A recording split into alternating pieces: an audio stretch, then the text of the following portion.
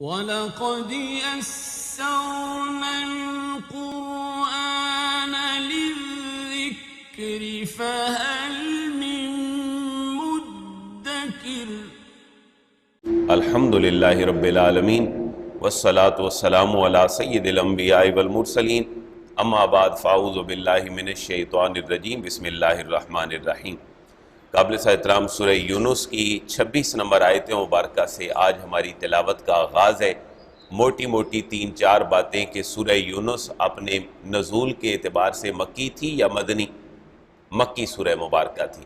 مکی صورتوں کے جتنے موضوعات ہیں وہ عقائد کے اعتبار سے ہیں، عقیدہ توحید، عقیدہ رسالت، عقیدہ آخرت، اور قرآن جو الہامی کتاب ہے اس کی اتھینٹسٹی اور اس کی عظمت اور جلالت کی بات اللہ نے فرمائی ہے۔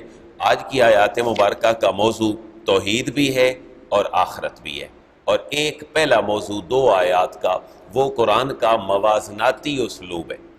موازناتی اسلوب کا معنی یہ ہے کہ کمپیریٹیولی قرآن نیک لوگوں کی بات بھی فرماتا ہے اور بروں کی بھی، اور بیک وقت 2 قسم کے مقاصد ہوتے ہیں۔ نیک بندوں کا ذکر فوراً ساتھ برے لوگوں کا ذکر۔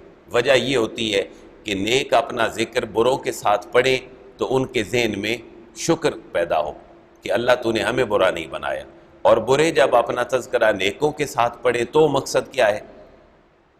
ان کے اندر ترغیب ہے، موٹیویشن ہے، کاش ہم بھی اس گروہ کے اندر ہوتے۔ تو پہلی دونوں آیات مبارکہ مومنین اور ان کے اچھے انجام کے بارے میں ہیں، اور جو برے اعمال کرنے والے ہیں اور ان کے برے انجام کے بارے میں ہیں۔ اب ترجمہ ان دونوں آیات کا آپ فرمائیں گے۔ بسم اللہ الرحمن الرحیم۔ للذین احسنوا الحسنى وزیادہ ولا يرهق وجوہہم قتر ولا ذلہ اولئک اصحاب الجنہ ہم فیہا خالدون۔ اب یہ جنتی گروہ ہے نیک لوگوں کا۔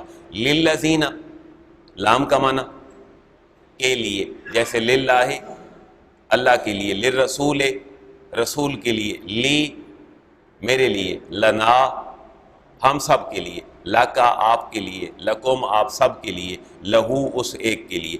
للذین ان لوگوں کے لیے جنہوں نے احسنوا الحسنى، احسنوا جنہوں نے اعمال کیے لیکن بہت اچھے اعمال کیے، احسنوا ان کے لیے اجر کیا ہے؟ الحسنى، ان کے لیے نہایت اچھا اجر ہے۔ صرف نہایت اچھا اجر ہی نہیں ہے، وزیادہ، بلکہ اس سے بھی آگے اللہ زیادتی کے ساتھ ان کو عطا فرمائے گا۔ یعنی نیک عمل کیا تو انجام بھی اچھا، لیکن صرف انجام اچھا نہیں بلکہ وزیادہ، بہت ہی اچھا۔ یہاں سے کچھ علماء کرام نے، مفسرین نے یہ بیان کیا ہے کہ نیک اعمال کا جو انجام ہے وہ اچھا ہے، اس کا معنی ہے احسن الحسنى۔ وزیادہ کا کیا معنی ہے؟ اللہ اور زیادہ عطا کرے گا۔ مفسرین نے لکھا اللہ انہیں اپنا دیدار قیامت والے دن عطا فرمائے گا، یعنی اعمال کے بدلے جنت مل جائے گی، یہ ہے احسن الحسنى۔ لیکن وزیادہ کا معنی یہ ہے کہ اللہ انہیں اپنا دیدار بھی عطا فرمائے گا۔ ولا يرهق وجوہہم قتر ولا ذلہ، ہم کہتے ہیں نا کہ آپ کا تو چہرہ ہی بتلا رہا ہے کہ آپ جھوٹے ہیں، تو مومنین کا انجام یہ ہوگا کہ ان کے چہروں پہ کوئی ذلت نہیں ہوگی، رسوائی نہیں ہوگی، وہ چہروں کے اعتبار سے بڑے خوشگوار ہوں گے۔ ولا يرهق وجوہہم قتر ولا ذلہ، واو کا معنی اور، لا يرهق نہیں چھائے گا، ولا يرهق نہیں چھائے گا، وجوہہم ان کے چہروں کے اوپر کیا نہیں چھائے گا؟ قطر ولا ذلہ، قطر غبار کو کہہ لیں، گرد و غبار، ولا ذلہ اور نہ ہی ذلت۔ ذلت اور رسوائی کا گرد و غبار یا ذلت اور رسوائی کے اثرات ان کے چہروں کے اوپر نہیں چھائیں گے، ان کے چہروں سے ہی پتہ چلے گا یہ بہت اچھے لوگ ہیں۔ اولئک اصحاب الجنہ، یہی وہ لوگ ہیں جو جنتی ہیں، ہم فیہا خالدون، اور یہ جنت میں ہمیشہ ہمیشہ رہیں گے۔ اب قرآن کا موازناتی اسلوب کیا ہے؟ اچھے لوگوں کا اچھا انجام اور پھر برے لوگوں کا برا انجام۔ اس آیت سے پتہ چلا اللہ نیک لوگوں کو بڑھا چڑھا کر ریوارڈ عطا فرمائے گا۔ یہ معاملہ ہے اللہ کی جود و سخا کا، لیکن جب برے لوگوں کا برا نتیجہ ہوگا تو وہاں پھر جود و سخا نہیں ہے، وہاں زیادتی بھی نہیں ہے، وہاں ہے عدل و انصاف۔ جو جس نے کیا ہے اسی کے مطابق اس کو سزا ملے گی۔ نیکی کی نیت سے نیکی لکھی جاتی ہے اور برائی کرنے سے ایک ہی برائی لکھی جاتی ہے. یہ ہے عدل و انصاف کا معاملہ. والذین کسبوا السیئات جزاء سیئۃ بمثلها وترہقہم ذلہ ما لہم من اللہ من عاصم کأنما اغشیت وجوہہم قطعا من اللیل مظلما اولئک اصحاب النار ہم فیہا خالدون. والذین واو کا معنی اور الذین جنہوں نے کسب کیے کمائے السیئات برے جنہوں نے برے کسب کیے جنہوں نے برے اعمال کیے جزاء سیئۃ بمثلہا. یہ ہے عدل. انصاف ہوتا ہے 50-50. عدل ہوتا ہے جو کیا اتنا ہی دے دے. تو جزاء سیئۃ برائی کی جو جزا ہے بمثلہا وہ اس جیسی ہی ان کو ملے گی. نیکیوں میں ہم نے یہ دیکھا جنہوں نے نیک اعمال کیے ان کا انجام اچھا ہے و زیادہ اور زیادتی بھی ہے, اللہ اور بڑھا چڑھا کے دے گا. لیکن برائی کی جو انجام ہے وہ جزاء سیئۃ بمثلہا, برائی کا انجام ایک ہی مثل ہے, جتنی برائی اتنا ہی انجام. وترہقہم ذلہ واو کا معنی اور ترہق چھا رہی ہوگی ہم ان پر ذلہ ان کے چہروں پر ان کے احوال پر ذلت چھائی ہوگی. ما لہم من اللہ من عاصم ما لہم ان کے لیے نہیں ہوگا من اللہ من عاصم اللہ سے بچانے کا کوئی ذریعہ ان کے لیے اس دن نہیں ہوگا. عاصم یاسم کا معنی ہے بچنا, اسی سے نکلا ہے معصوم جو گناہوں سے بچے.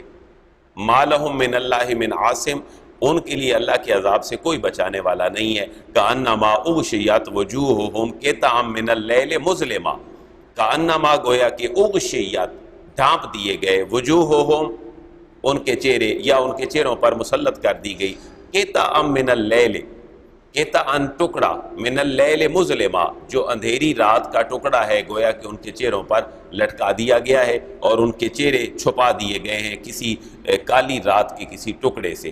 یہ ہے قرآن کا امثال القرآن کہ قرآن مثالیں بھی دیتا ہے. اب اگر بندہ قرآن پڑھنے لگے تو قرآن کے اندر مثالیں ڈھونڈ کے ہی موضوعات کر لے تو یہ بھی ایک پورا ٹاپک ہے قرآن کا کہ قرآن نے اپنے اندر مثالیں کیسی دی ہیں. تو ایک مثال یہ بھی ذہن میں رکھ لیں, جو اللہ رسول کے احکامات کے مطابق دنیا نہیں گزارتا قیامت والے دن اللہ سے بچانے والا کوئی نہیں ہوگا, اور اللہ تبارک و تعالیٰ قیامت کے احوال اس کے یوں رکھے گا جیسے کالی رات کا کوئی ٹکڑا اس کے چہرے کے اوپر ڈال دیا گیا ہے. یعنی یہ ذلت اور رسوائی ہوگی. اولئک اصحاب النار یہی لوگ اصحاب النار ہیں, دوزخی ہیں. ہم فیہا خالدون ہم وہ فیہا اس میں خالدون ہمیشہ ہمیشہ رہیں گے. اب ایک اصول ذہن میں بٹھا لیں قرآن فہمی کا کہ قرآن اپنے 30% جو ہے وہ موازناتی اسلوب رکھتا ہے. کمپیریٹیولی جو رجحان ہے وہ لوگوں کے ذہنوں میں پیدا کرتا ہے. یہ دو قسم کے رجحان ہیں, نیکوں اور بدکاروں کا بھی اور اسلام کا دوسرے مذاہب کے ساتھ تعلق بھی. اسلام جب اپنی بات کرتا ہے تو یہودیت کی بھی کرتا ہے, عیسائیت کی بھی کرتا ہے, منافقین کی بھی کرتا ہے, مشرکین کی بھی کرتا ہے, اور پھر مسلمانوں کے اپنے احوال بھی ہوتے ہیں. لہٰذا موازناتی اسلوب سے قرآن بھرا پڑا ہے. اب دوسرا بڑا موضوع تھا مکی صورتوں کا, وہ آخرت اور قیامت. ذرا اس آیت میں دیکھیں اللہ آخرت کو بیان فرما رہا ہے. وَيَوْمَ نَحْشُرُهُمْ جَمِيعًا ثُمَّ نَقُولُ لِلَّذِينَ أَشْرَكُوا مَكَانَكُمْ أَنْتُمْ وَشُرَكَاؤُكُمْ فَزَيَّلْنَا بَيْنَهُمْ وَقَالَ شُرَكَاؤُهُمْ مَا كُنْتُمْ إِيَّانَا تَعْبُدُونَ. اس آیت کا خلاصہ یہ ہے کہ اللہ قیامت والے دن فرمائے گا بتوں کو اور ان کے پجاریوں کو, ان کو الگ الگ فرما دے گا, اور بتوں سے یہ پوچھے گا کہ یہ لوگ تمہاری عبادت کرتے تھے, بتاؤ ان کے بارے میں کیا کہتے ہو. وہ کہیں گے اللہ ان کو طاقت دے گا بولنے کی, وہ کہیں گے کہ یہ تو ہماری عبادت نہیں کرتے تھے. جب عبادت گزاروں سے پوچھا جائے گا تو وہ کہتے تھے ہم تو اپنا سر ان کے سامنے جھکاتے تھے. اللہ فرما رہے آج تمہاری رسوائی کا دن ہے, جو کچھ تم نے بھیجا ہے اب تمہیں لوٹا دیا جائے گا. یہ دو تین چھوٹی چھوٹی آیات کا خلاصہ ہے. وَيَوْمَ واو کا معنی اور یوم دن یعنی قیامت والا دن.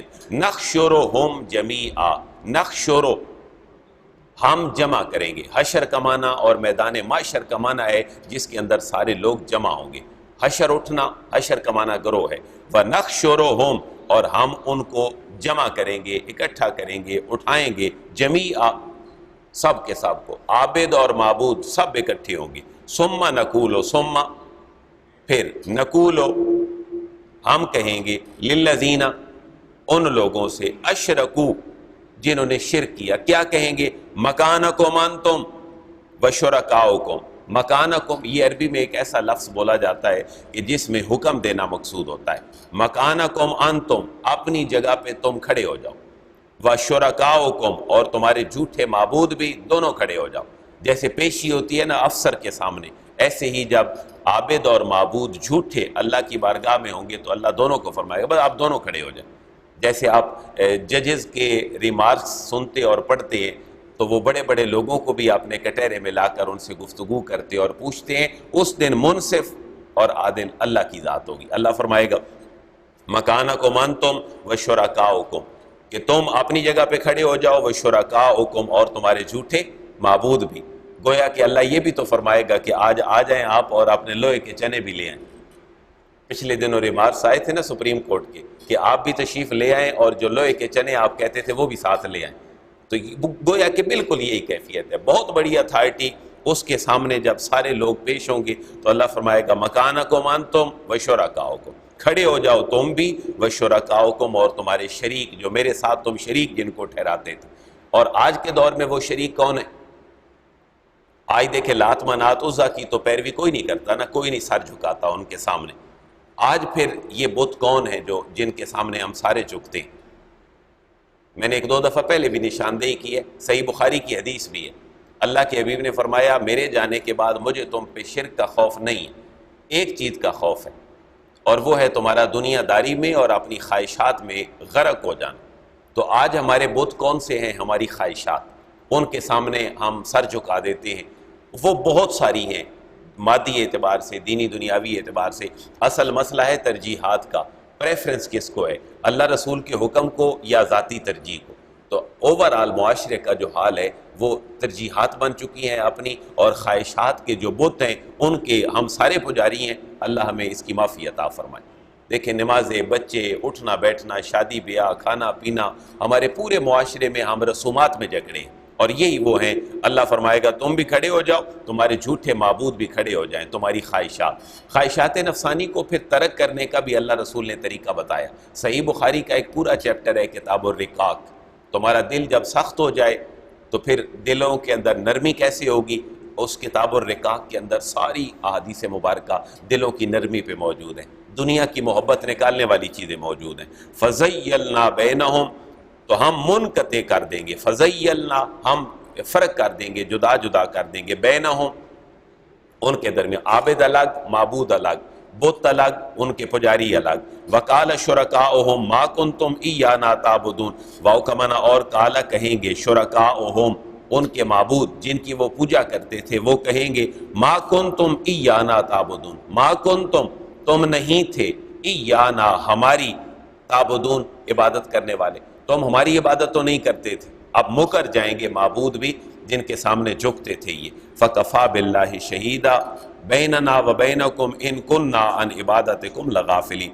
لیکن اس دن کفایت کرنے والا کون ہوگا؟ فَكَفَى بِاللَّهِ، فا کا معنی پس، کفا کافی ہے، باللہ اللہ تبارک و تعالی، شہیداً گواہ، بیننا و بینکم ہمارے درمیان اور تمہارے درمیان، ان کننا عن عبادتکم لغافلین، ان کننا ہم تو نہیں تھے، عن عبادتکم تمہاری عبادت سے، لغافلین بالکل بے خبر.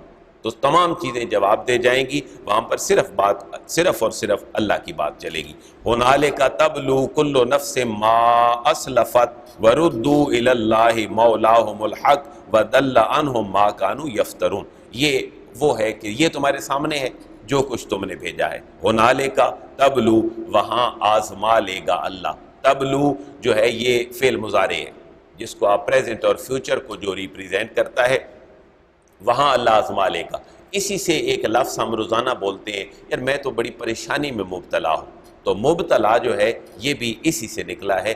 ہنالک تبلو وہاں اللہ آزما لے گا. تو ہم تقیہ کلام میں مبتلا بولتے ہیں، لیکن بڑا خوبصورت لفظ ہے کہ میں اگر کسی چیز میں مبتلا ہوں تو گویا میرا رب مجھے آزما رہا ہے، بیماری میں، پریشانی میں، مصیبت میں. تو مبتلا والا لفظ جو ہے وہ بڑا اپنے اندر ایک نرمی رکھتا ہے اللہ کے ساتھ قربت کی. ہنالک تبلو وہاں آزما لے گا اللہ کل نفس ہر شخص کو اللہ وہاں آزما لے گا. ما اسلفت، ما کا معنی جو، اسلفت اس نے آگے بھیجا تھا، وہاں جو اس نے شخص نے آگے بھیجا تھا اللہ وہاں اس کو آزما لے گا. وردوا الی اللہ واو کا معنی اور ردو لوٹا دیا جائے گا اللہ اللہ کی طرف. کون اللہ؟ مولاہم الحق جو ان کا حقیقی معنوں میں حق اور سچ کا مولا ہے اور مالک حقیقی ہے. وَدَلَّ عَنْهُمْ مَا كَانُوا يَفْتَرُونَ واو کا معنی اور دلہ گم ہو جائیں گے عنہم ان سے ما کانوا یفترون جو وہ افتراء باندھا کرتے تھے، جو جھوٹ باندھتے تھے، وہ سارے کے سارے ان سے دور بھاگ جائیں گے. تو ان 3 آیات کا موضوع کیا نکلا؟ عقیدہ آخرت.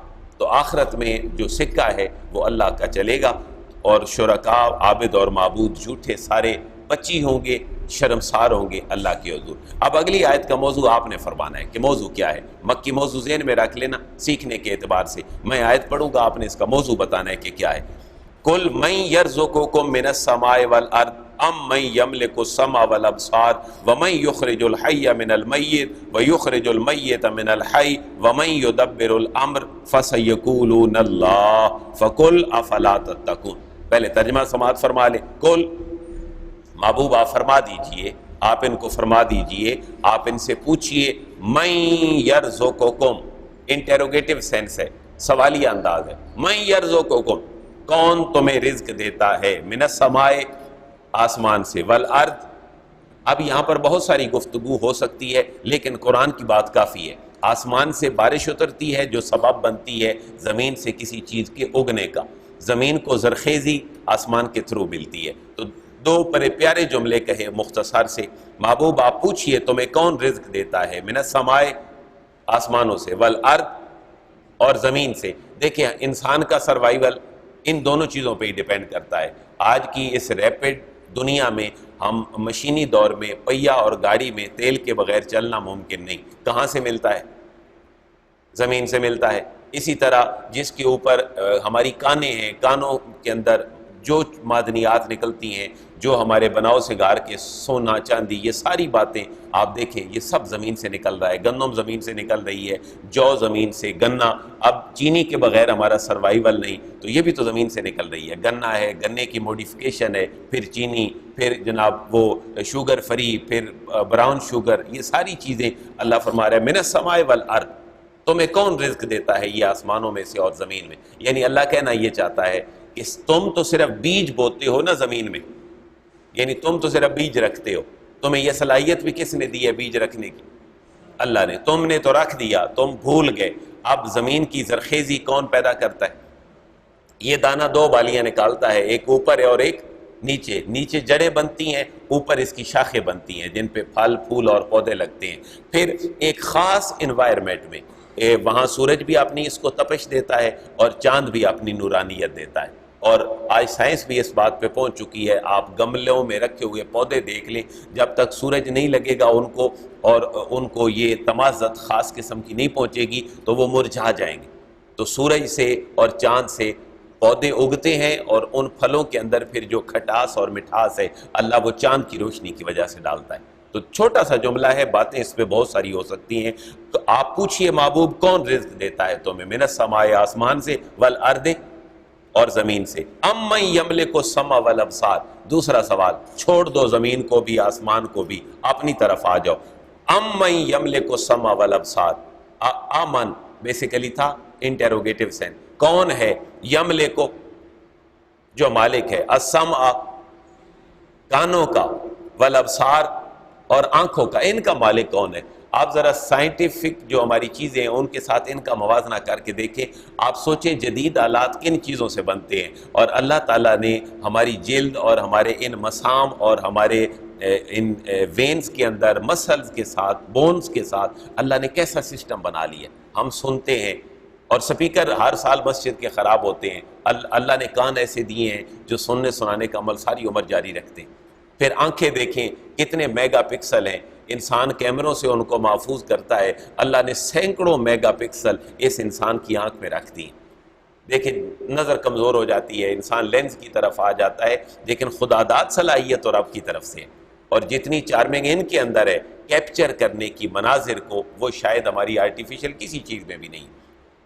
میں ایک جگہ پہ پڑھ رہا تھا کہ ہمارے کیمرے عام 100-150 میگا پکسل تک ہمیں ملتے ہیں، اور اللہ نے جو آنکھیں دی ہیں یہ 600 میگا پکسل کے قریب ہیں جو پورے کائنات کے نظاروں کو کیپچر کرتی ہیں اپنے اندر. پھر ہمیں ڈاکٹر کیا کہتے ہیں، پڑھنے پڑھانے والا بندہ اگر کتاب پہ بیٹھا ہے تو وہ سبزے کو بھی دیکھے، آسمان کی طرف دیکھے، باہر سیر کرے، تو اللہ تبارک و تعالیٰ ان کو ریفریش کر دے گا۔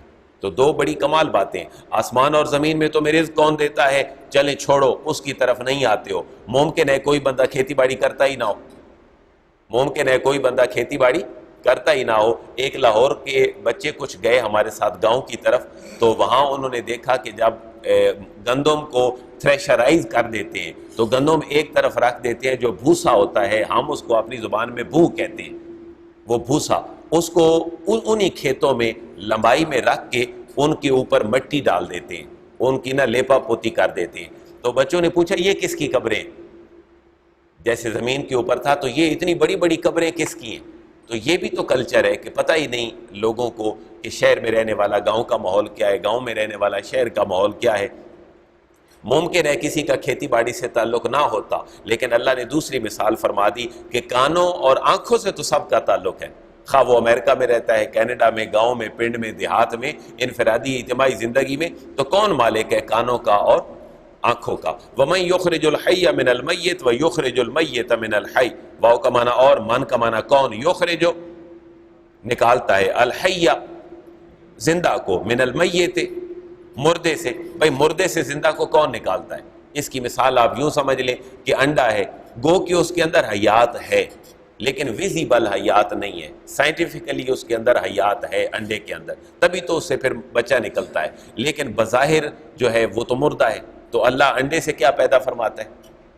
مرغی۔ تو یہ کیا ہے؟ یخرج الحی من المیت ویخرج المیت من الحی، اور اللہ نکالتا ہے المیت مردہ کو من الحی زندہ سے، گویا کہ پھر وہی مرغی کیا دے دیتی ہے؟ انڈا دے دیتی ہے۔ تو مرغی زندہ ہے، انڈا بظاہر بے جان ہے، سائنٹیفکلی حیات ہے لیکن بظاہر اس کے اندر حیات تو نہیں ہے، ہمارے سامنے انڈا چلتا پھرتا تو نہیں ہے، لیکن اس سے اللہ ایک حیات پیدا فرماتا ہے۔ کچھ علماء نے پھر اس کا مفہوم یہ بھی لکھا ہے کہ اللہ عالموں سے جاہل اور جاہلوں سے عالم بھی پیدا فرماتا ہے۔ باپ عالم ہے، بیٹا جاہل ہے، اور باپ جو ہے وہ جاہل ہے، بیٹا اس کا عالم نکل آئے گا۔ تو اسی طرح فن ہے، باپ کے پاس فن ہے، بیٹا فن سیکھنے کی طرف آ ہی نہیں رہا۔ یخرج الحی من المیت ویخرج المیت من ومن یدبر الامر، واو کا معنی اور، من کا معنی کون، یدبر و تدبیر فرماتا ہے، الامر ان معاملات کی تدبیر اور تنظیم کون فرماتا ہے؟ آپ دیکھیں ہماری لگائی ہوئی چیزیں خراب ہو سکتی ہیں، کبھی بلب فیوز ہو گیا، کبھی پنکھے کا کیپیسٹر جل گیا، کبھی موٹر جو ہے اس کی وائنڈنگ اڑ گئی، کبھی جوسر مشین خراب ہو گئی، یہ ساری باتیں اللہ فرما رہا ہے۔ سورج کروڑوں سال ہو گئے، انسانوں کو پتہ ہی نہیں کائنات کب سے بنی ہے، مشرق سے مغرب آتا ہے، پھر چاند کی کیفیت ہے، پھر تارے ہیں۔ کبھی تم نے دیکھا ہے کہ چاند اپنا راستہ بھولا ہو، سورج اپنا راستہ بھولا ہو؟ کبھی ایسا ہوا ہے کہ بھولے سے چاند زمین پہ آ گیا ہو؟ کبھی ایسے ہوا ہے کہ سورج چلتے پھرتے ہمیں راستے میں مل گیا ہو؟ نہیں، ایسا نہیں ہوا۔ وَمَن يُدَبِّرُ الْأَمْرَ، کون نظام چلاتا ہے تمہاری پوری زندگی کا؟ ہم اپنی ذات میں دیکھ لیں تو انسان عالم اکبر ہے، انسان کے اندر ایک پورا عالم ہے، ہمارا کھانا پینا اٹھنا بیٹھنا ہر چیز اپنا کام کر رہی ہے۔ جب بگڑتی ہے تو انسان پھر بیمار ہو جاتا ہے اور پھر مر جاتا ہے۔ چلتا پھرتا انسان 2 سے 3 دنوں میں بھی اس کی 2-3 دنوں کی مار بھی نہیں ہے، وہ تو چند سیکنڈ اور منٹ کی مار ہے۔ بیماری ڈائگنوز ہوئی نہیں، ساری عمر طبیعت خراب ہوئی، ہاسپٹل گئے، پتہ چلا جی اس کا تو 95% اندرونی نظام ہی تباہ ہو چکا ہے۔ آپ کیا ہوگا جی؟ اس کے لنگز میں کینسر ہے، فلاں، انسان ہے ہی کچھ نہیں۔ اللہ فرما رہا ہے وَمَن يُدَبِّرُ الْأَمْرَ، یہ تمہارا انتظام کون فرماتا ہے؟ اللہ فرماتا ہے۔ لہٰذا مشرکین مکہ کو اس صورت کے اندر یہ بتلایا جا رہا ہے کہ تم جن بتوں کے پیچھے پڑے ہو اور اپنی خواہشات کے پجاری ہو، میرے نبی کا حکم اور تعلیم نہیں مانتے ہو، تو ذرا انہی باتوں میں غور کر لو۔ زمین و آسمان سے تمہیں رزق کون دیتا ہے؟ تمہاری آنکھوں اور کانوں کا مالک کون ہے؟ زندہ سے مردہ، مردہ سے زندہ تمہیں کون پیدا کرتا ہے؟ اور اس پوری کائنات کا انتظام کون چلاتا ہے؟ تو فَسَيَقُولُونَ اللَّهُ، اللہ فرما رہا ہے مشرکین بھی لاجواب ہو کے جواب کیا دیتے ہیں؟ فَسَيَقُولُونَ، فا کا معنی پس، سین ان قریب، یقولون وہ کہتے ہیں اور کہیں گے اللہ۔ رزق کون دیتا ہے؟ اللہ۔ کانوں اور آنکھوں کا مالک کون ہے؟ اللہ۔ اور زندہ سے مردہ، مردہ سے زندہ پیدا کون کرتا ہے؟ اللہ۔ تدبیر امور کون فرماتا ہے؟ اللہ۔ کہتے ہیں اللہ لیکن مانتے نہیں ہیں اللہ کی۔ جب لاجواب ہو جاتے ہیں. ہم نے پیچھے آیات بھی پڑھی کہ ذرا اللہ کی وحدانیت اور قدرت پہ غور کرنا ہو تو ذرا پانی میں چلتی ہوئی کشتی کو دیکھو. جب وہ بھنور میں آ جاتی ہے اور اس وقت تو پھر تمہیں بھول جاتے ہیں اپنے بت، اس وقت تم کس کو پکارتے ہو؟ اللہ. جب جان پہ بن آتی ہے تو اللہ کو پکارتے ہو. تمہارا اندر کہتا ہے کہ اللہ ہے، لیکن تم اپنے رسوم و رواج کو چھوڑ کر اللہ کی طرف آتے نہیں.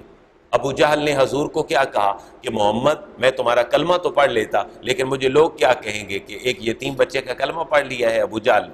تو روایات اور اپنے سسٹم سے دوری یہ انسان کے لیے بڑا چیلنج ہے. تو اللہ فرما رہے ان سے محبوب پوچھیں تو جواباً کہیں گے پیدا اللہ نے ہی کیے ہیں لیکن ہم اس کی طرف آ نہیں سکتے، ہم اپنے سسٹم میں جکڑے ہیں. فَقُلْ أَفَلَا تَتَّقُونَ فَا کا معنی بس کل محبوب آپ ان سے کہہ دیجئے افلا تتقون تو پھر شرک سے بچتے کیوں نہیں ہو. افلا آ کا معنی کیا، فا کا معنی پس، لا کا معنی نہ، تتقون بچنا، تقوی کا معنی ہی بچنا اور پرہیزگاری ہے. تو پھر تم بچتے کیوں نہیں ہو؟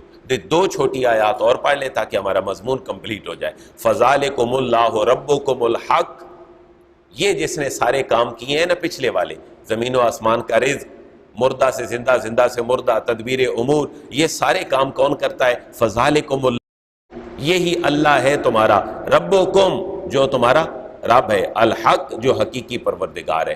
رب کا بھی کبھی کبھی نا سوچ کے آپ ایمان کو تازہ کیا کریں. رب کون ہوتا ہے؟ دیکھیں نا دو باتیں، فَذَلِكُمُ اللَّهُ رَبُّكُمْ، اللہ ہی تمہارا رب ہے. آپ پتہ چلا اللہ اور رب دو مختلف سینسز میں اللہ کے نام ہیں. اللہ ہے اسم اعظم کہہ لیں ایک براڈ سینس میں، اور رب کون ہے؟ جو انسان کے نہ ہونے سے ہونے میں، یعنی پہلے عالم ارواح میں، پھر باپ کی پشت میں، یخرج من بین صلب و ترائب، باپ کی پشت سے ماں کے رحم میں 9 مہینے کے پروسیجر کے بعد پھر دنیا میں، پھر گھٹنوں کے بال چلنا، تھوڑا تھوڑا بچپن، جوانی، پھر اس کی شادی، بچے، پورا گھر، سسٹم، قبر سے پھر حشر، اللہ کی حضور. یہ ساری منازل جو طے کرواتا ہے اس کو رازق نہیں کہتے. جو ساری منزلیں طے کرواتا ہے اس کو غفور نہیں کہتے. جو ساری منزلیں طے کرواتا ہے اس کو رحمان رحیم نہیں کہتے. اس کو کیا کہتے ہیں؟ اس کو رب کہتے ہیں. گریجولی جو انسان کو کائنات کو چلا رہا ہے وہ رب ہے، یعنی اللہ کی اس صفت کا مظہر یہ پوری کائنات ہے. اس لیے رب بہت بڑا لفظ ہے. فَذَلِكُمُ اللَّهُ رَبُّكُمُ الْحَقُّ، یہی تمہارا اللہ ہے جو تمہارا رب ہے، جو تمہیں گریجولی نہ ہونے سے ہونے میں لایا ہے، ہونے سے کمال تک لے جائے گا، کمال سے پھر زوال پہ لے آئے گا. یہ تمہارا اللہ ہے، اور یہ اللہ وہ ہے جو تمہارا رب ہے. فَمَاذَا بَعْدَ الْحَقِّ إِلَّا الضَّلَالُ، پس حق کے بعد ہے کیا بجز الدلال، گمراہی کے. یعنی حق کے بعد بھی اگر تم اس کی طرف نہیں آتے ہو تو پھر گمراہی گمراہی ہے. تمہارے سینسز پکار کے کہہ رہے ہیں کہ ہمیں پیدا کرنے والا اللہ ہی، ہمیں پیدا کرنے والا رب ہی. آتے نہیں ہو اس بات کی طرف. اچھا ہمارا بھی المیہ کیا ہے؟ ایک بڑے سے بڑا آدمی بھی جو یعنی اسلامی ڈیکورم کے اعتبار سے اسلام سے بہت دور ہے، بات وہ بھی آخر میں یہی کرتا ہے، بھئی اللہ بڑا غفور و رحیم ہے، آپ چھوڑیں میری باتوں کو، اللہ پہ چھوڑ دیں. مانتا اللہ کو ہے لیکن اللہ کی مانتا نہیں ہے کہ میں نے اللہ کی مان کر بھی دنیا میں رہنا ہے. آپ قاتل کو بھی سمجھائیں گے تو وہ بھی یہی کہے گا بھئی اللہ غفور الرحیم ہے، بخش دے گا.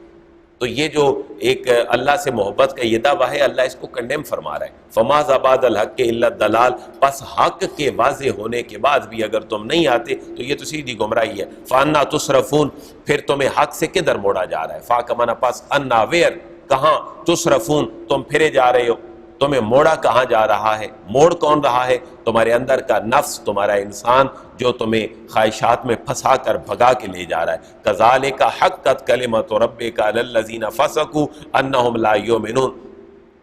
اللہ فرما رہے محبوب ان کو یہ بھی بتا دیں کہ برا انجام صرف ان کا نہیں ہونا جو آپ کو ٹھکرا رہے ہیں.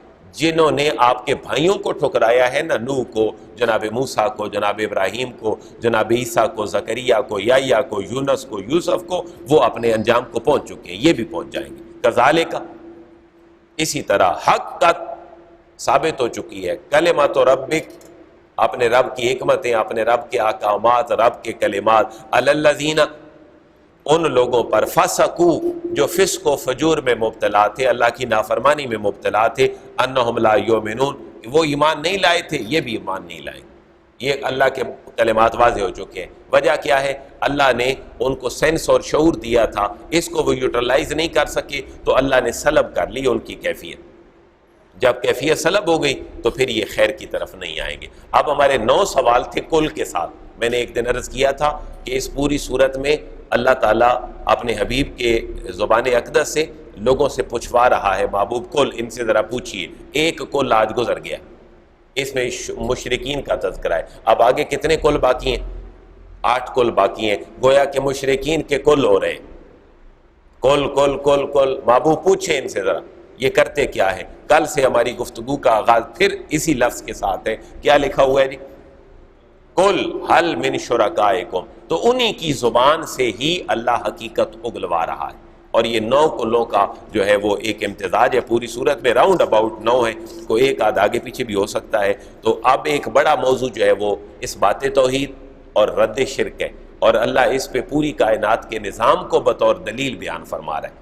اللہ ہم سب کے لیے آسانیاں پیدا فرمائے۔ الحمدللہ رب العالمین والصلاة والسلام علی سید الانبیاء والمرسلین۔